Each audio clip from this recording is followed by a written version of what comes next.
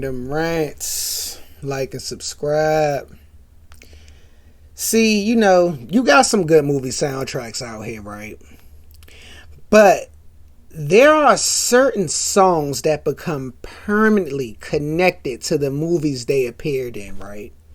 See, sometimes the song was created specifically for the film. Sometimes it already existed and the movie gave it a new life.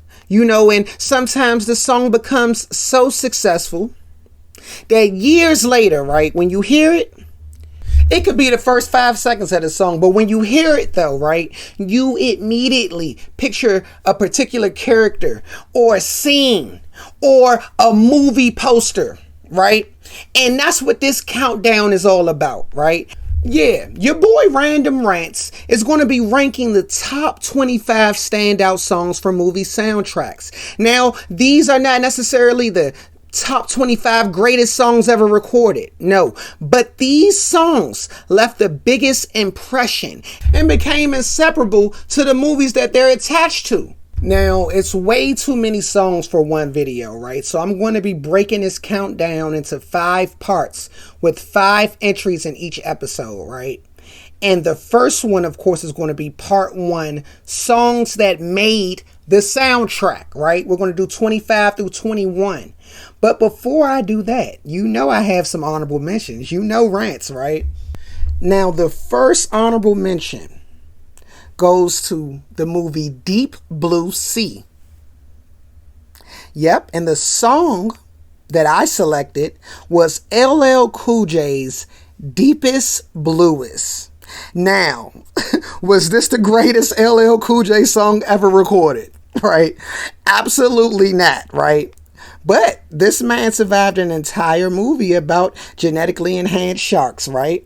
And then he went into the studio and recorded this crazy song in the perspective of a shark. He was like, deepest blue is my head is like a shark's fin. Deepest blue is my head is like a shark's fin. Those are crazy lyrics. That's a crazy hook. This is one of the greatest rappers of all time, right? And he gives us, deepest blue is my head is like a shark's fin. Like, you guys don't remember this video? Like, you guys watch The Box, right? I know you guys watch The Box. Well, that's what this countdown is all about. The Box and the MTVs of yesteryear, right? But yeah, Deepest Bluest. Okay, that's the first honorable mention, right? Now, my second honorable mention goes to Bad Boys 2. Yeah, you already know. I hope you know where I'm going with this. Shake Your Tail Feather by Nelly, P. Diddy. I know you can't really say that right now, right? Can't say that name. P. Diddy and Murphy Lee. Yeah, you guys, this song was everywhere in 2003. I know you guys remember this one, right? This song won a Grammy. Yeah, it definitely captured the energy of the movie, I would say. And it was on every countdown, the 106 in Parks, all that. Classic song, classic song, right? But now let's get into the actual countdown now, right? Oh, and please remember, these are the songs that made the soundtrack, right? And number 25, Charlie's Angels. The song you ask, Independent Women, Destiny's Child. Now, this song fit the movie perfectly. The movie centered around 3 intelligent, stylish women, right? And they handled dangerous missions, and they don't wait for men to rescue them, right? So who better to represent that than Beyonce, Kelly, and their newly added member at the time, Michelle? Yeah, you guys remember the breakup? Yeah. Michelle's in the group now, right? And even the lyrics were connected directly to the film, right? Beyonce referenced the shoes and the clothes. She bought them herself. I bought it. The car I'm driving, I bought it. All that, right? Because I depend on me. All my women independent, throw your hands up in it. You come on now. This ended up becoming an anthem. You forgot this song was about, you forgot this was even on the movie soundtrack. Don't even lie to me. This was an anthem, right?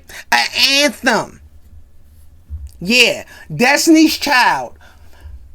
Independent Women, Charlie's Angels, number 25, right? But let's get into number 24, right? A movie by the name of Blue Streak. I know you guys like Martin Lawrence, but the song I'm going with is Girl's Best Friend by Jay-Z, right? Now, this song is interesting because it doesn't necessarily sound like something created for a Martin Lawrence comedy, right? If you hear the song without knowing that it came from like the soundtrack, right, you would just assume that it's just another Jay-Z single about diamonds, money, you know, the relationships and lifestyle, you know, that he's living at the time, right? But it's one of the standout songs on the soundtrack, right? And the video was very good too. I remember it was a green screen video. I actually remember MTV did a making the video. This was before Jay-Z was, you know, this God almighty figure that you guys put him up, you know, hold him as, I should say, right? But yeah, Jay was in front of the green screen and we didn't even know, right?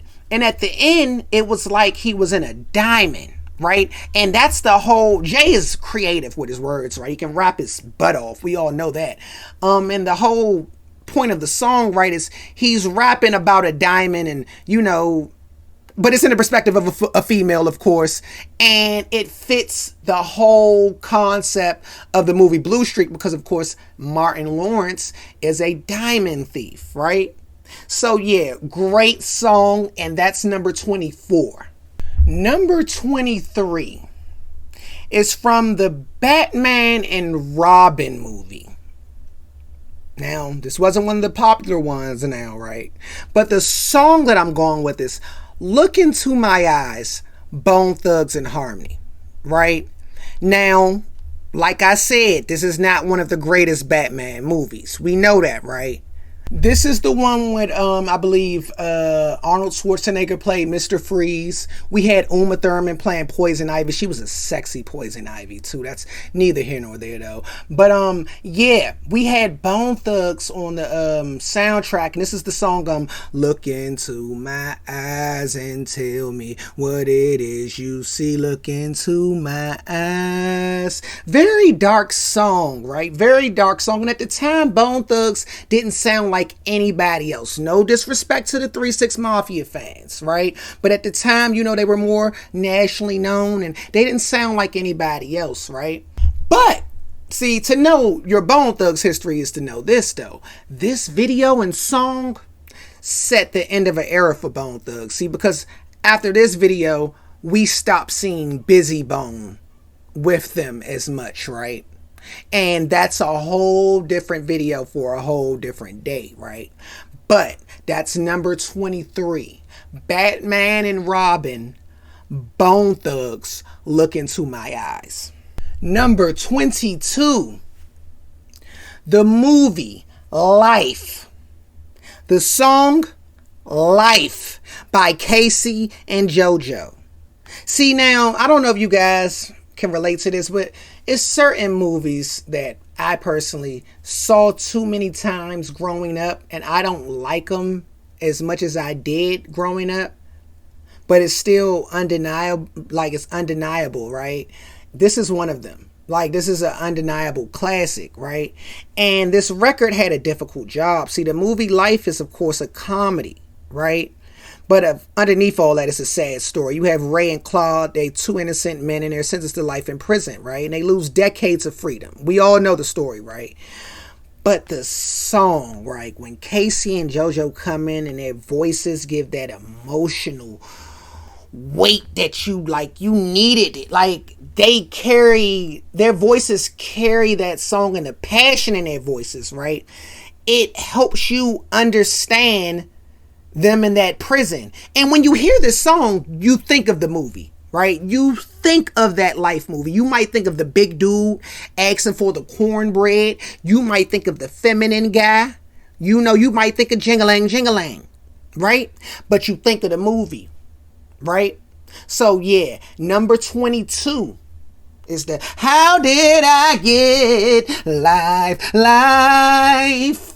Life, life, life. I had to sing something. Y'all know I ain't sung in like 3 minutes. Come on, man. Cut me some slack now. Cut me some slack. But number 21, right? And this is the last selection, of course, for this particular video. All right, we'll be picking this up in the next video. But number 21, The Preacher's Wife. Whitney Houston, I Believe in You and Me. Right? And I already know Barry Baines is watching this video. He's like, now, Rance, you know damn well you did not watch this movie. And I didn't. But I'm grown now. I can easily tell you what happens in this movie. See, because it's a Denzel mid-90s movie, right? And we have Whitney Houston in it, right? So I'm sure that Whitney is messing with a preacher, maybe, or someone, and she's not satisfied with her relationship, and Denzel comes into town, and, you know, they fall for each other because he's Denzel, right? He's the man, and this is his prime, right? This is around the time Pam is running around Hollywood looking for him, right? We just did that in the Varnell, but that's neither here nor there, right? It's neither here nor there, right? But the song. Now, technically, this song existed before Whitney recorded it. The Four Tops originally released it years earlier, right? But Whitney took the song and made it feel like it was written for her and her voice. This is Whitney Houston. God blessed us with Whitney Houston, right? She takes the existing record and just makes it for an entire generation, right? And when I tell you I hated this song coming up, couldn't stand this song coming up because they played it all the time. And this song was it was too mature for Rant's young ear at the time. Understand that? I was a kid, okay? Sue me, right? Sue me. But I do remember her like starting this song off very soft, like, I believe in you and me. And then she just starts like cranking up, I believe in miracles. Oh, miracles. Oh, you know how she get. I don't want to ruin no Whitney song, clearly, right? Because I ain't on that level.